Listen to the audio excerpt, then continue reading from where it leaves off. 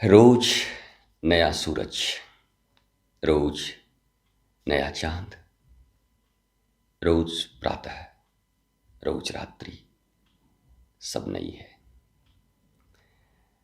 गंगा में बह रही धारा, घाट वही है पर जल प्रतिपल नया है। काशी के दशाश्वमेध पे खड़े हो जाओ या हरिद्वार के किसी घाट पर, एक पल पहले जो जल मिला होगा वो जल अब न होगी, क्योंकि अब घाट वही है पर जल बदल गया। एक नई धारा आई है गोमुख से, गंगोत्री से। ऐसे ही जीवन का प्रतिक्षण नया है। एक ही दिन 9 वर्ष क्यों, एक ही दिन कोई त्योहार क्यों, एक ही दिवस कोई उत्सव क्यों। उत्सव का अर्थ होता है जो अपने उत्स से मिले, अंश अपने अंशी से मिले। कल कल कल्लोल वंतनी बहती हुई गंगा की धारा जब तक गंगा सागर में जाकर मिल नहीं जाती तब तक तीर्थ नहीं बनता। दुनिया में कहते हैं सारे तीर्थ बार बार पर गंगा सागर एक बार क्यों, क्योंकि वहां जीव और शिव का मिलन है, जीवात्मा और परमात्मा का मिलन है।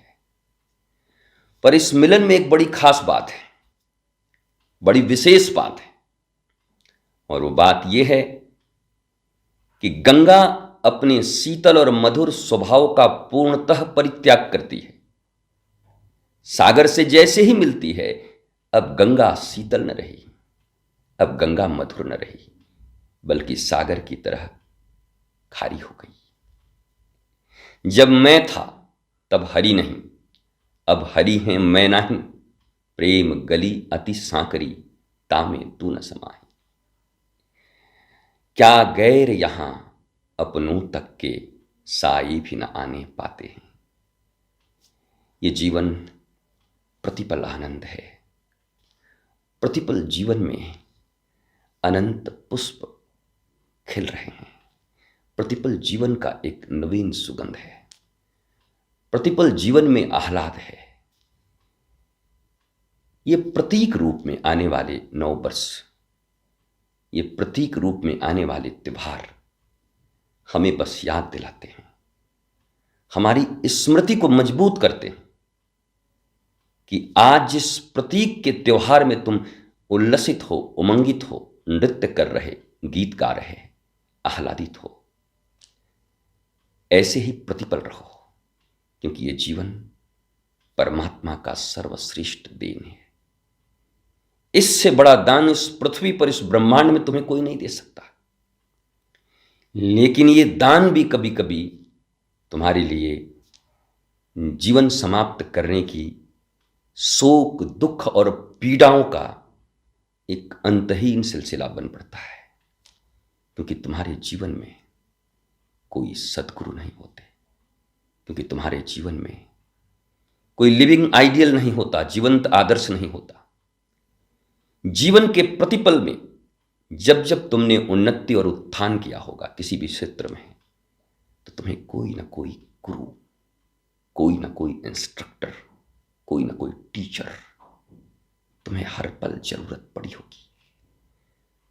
फिर अपने आप को डिस्कवर करने में, who am I, why I am here, what I am doing, ये जानने के लिए क्या तुम्हें किसी ऐसे सेल्फ रियलाइज्ड पर्सन की जरूरत नहीं होगी जो तुम्हारे जीवन के प्रति पल को 9 वर्ष बना दे, जो तुम्हारे जीवन के प्रति क्षण को ही मानो नवीन वर्ष बना दे। हैप्पी न्यू ईयर तुम्हारे लिए एक दिन न एक रात की बात न हो, बल्कि तुम्हारे लिए तो हर एक पल ही हैप्पी न्यू ईयर हो, नया वर्ष मंगलमय हो। बधाइयां चारों तरफ से गूंज रही हूं, तुम्हारे ही भीतर एक संसार बाहर है जिसे तुम देखते हो इंद्रियों के माध्यम से, जिसे तुम महसूस करते हो मन के द्वारा, जिसे तुम पाने की चेष्टा करते हो अपनी इस बुद्धि से। पर विवेक के अभाव में, विजडम के अभाव में और तुम्हारी अंतहीन अनंत आवश्यकताओं और इच्छाओं के कारण तुम बड़े संकुचित और दुखी प्राणी बन उठे हो। ये नया वर्ष, यद्यपि ये अंग्रेजी का नया वर्ष है और मैं भारत में रहता हूं, सनातन संस्कृति में रहता हूं, हमारा चैत्र प्रतिपदा है, पर मैं कोई कंजर्वेटिव नहीं, मैं कोई संकुचित नहीं। मनाते हैं दुनिया में करोड़ों लोग इस दिन को भी नववर्ष की तरह। मैं न भी कहूं तब भी तुम मनाओगे, लेकिन मैं इसके सार गर्भित अर्थों को तुम्हारे भीतर प्रविष्ट कराना चाहता हूं कि तुम सार गर्भित अर्थ को जानकर इस अंग्रेजी नववर्ष को ही ऐसा बनाओ कि तुम्हारे जीवन के प्रतिक्षण 31 दिसंबर के रात 12 बजे केवल 2 मिनट की नशा में किए गए नृत्य या 2 मिनट की गई मंदिर में तुम्हारी पूजा, दोनों ही बराबर है। क्योंकि सिर्फ उसी समय तुम मंदिर भी जाओगे और उसी समय तुम नशा करके भी आनंद में रहना चाहोगे, पर यह सब सदा के लिए नहीं है। न नशा टिकती है शराब की और न तुम्हारे पूजा के आह्लाद टिकते हैं सदा तुम्हारे साथ, क्योंकि वो कर्म कांड है। जितनी देर तक किया उतनी देर तक तुम्हें पवित्रता महसूस हुई और फिर लौट के बुद्धू घर को आए, लौट आए अपने उन्हीं वासनाओं में, लौट आए अपने उन्हीं संकुचित विचारों में, लौट आए विवेकहीन बुद्धि से इस अंतहीन संसार के सुखों को प्राप्त करने का एक जिद जो किसी को नहीं मिला, सिकंदर हो या कोई हो, और मिला तो कभी किसी बिना किसी वस्त्र के महावीर को, मिला तो जंगलों में घूमने वाले किसी बुद्ध को, मिला तो गौतम कणाथ, मिला तो विश्वामित्र, मिला तो किसी वशिष्ठ, ऋभु, अंगिरा, नारद, चैवन्य, गालो।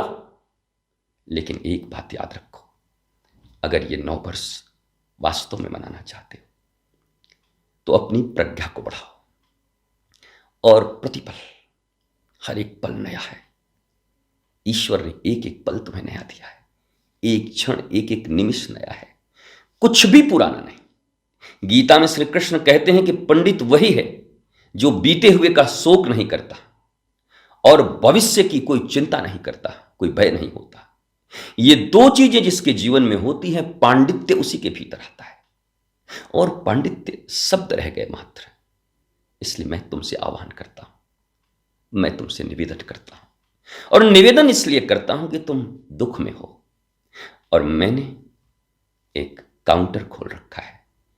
जो दुखी हैं अपने अज्ञान के कारण, जो दुखी हैं अपने सेल्फ नॉलेज के नहीं होने के कारण, उनके लिए मैंने एक बड़ा सा दुकान खोल रखा है। वो दुकान जहां तुम्हें सेल्फ नॉलेज मिलता है, जहां तुम स्वयं को डिस्कवर कर पाते हो। ईश्वर अंश जीव अविनाशी चेतन अमल सहज सुख राशि। तुम्हें सुख प्राप्त करने की जरूरत नहीं है, तुम सहज ही सुख की राशि हो। ये तो दुखों से तुम आच्छादित हो, दुखों को तुमने खरीदा है। मैं तुम्हें सुख प्राप्त करने के लिए नहीं कहता, मैं तुम्हें कहता हूं जिन दुखों को तुमने मूल्यों से खरीदा है, मोल लेकर खरीदा है, बस उन्हें छोड़ना सीख जाओ। और सद्गुरु तुम्हें कुछ और नहीं सिखाता, तुम्हें उन चीजों को जो व्यर्थ चीजें हैं उनसे मुक्ति का मार्ग दिखाता है। सा विद्या या विमुक्त, ये विद्या वही है जो तुम्हें मुक्ति का, सेल्वेशन का, लिबरेट, पूरी लिबर्टी लाइफ की नहीं चाहते। गुलामी चाहते हो, परेशानी चाहते हो, टेंशन डिप्रेशन चाहते हो, नहीं ना? तो फिर ये 1 घंटे का नववर्ष क्यों मनाओ। मैं मना नहीं करता, क्योंकि कम से कम 1 घंटे भी तो मना लो। शायद 1 घंटे का ये स्मरण तुम्हारे जीवन में किसी सदगुरु की कृपा से तुम्हारे भीतर में ये कोई परमानेंट बन जाए, ये स्थापित हो जाए, ये स्थित हो जाए। लेकिन मेरी फिर भी एक आग्रह है आपसे कि जहां सूरज रोज नया निकलता है, जहां चंद्रमा रोज नया निकलता है, जहां रोज अंधकार भी होता है, जहां रोज प्रकाश भी होता है, ऐसी जगह में कोई प्रतीक रूप से केवल नववर्ष मनाने से कुछ नहीं होगा, बल्कि हमारे श्री कृष्ण नव किशोर हैं, हमारी राधिका नव किशोरी हैं। क्यों कहा जाता है उन्हें नव किशोर और नव किशोरी? वो सदा किशोर हैं, नव नवायमान, नव का अर्थ सदा नया भी होता है। नया, नया वर्ष ही नहीं, नया जीवन, नया आनंद, नया आह्लाद प्रतिपल।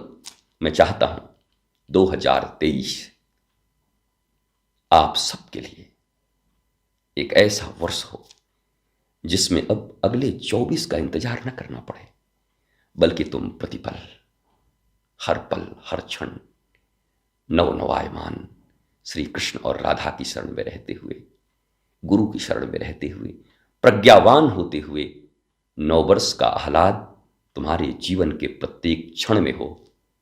यही शुभकामना देता हूं। मनोकामना किसी की पूर्ण नहीं होती, शुभकामनाएं पूर्ण होती हैं। मैं शुभत्व से भरकर समस्त देश और दुनिया के लोगों को अपनी शुभकामना 2023 के लिए देता हूं। आपका प्रत्येक क्षण नव वर्ष हो। जय श्री राधे, जय श्री कृष्ण।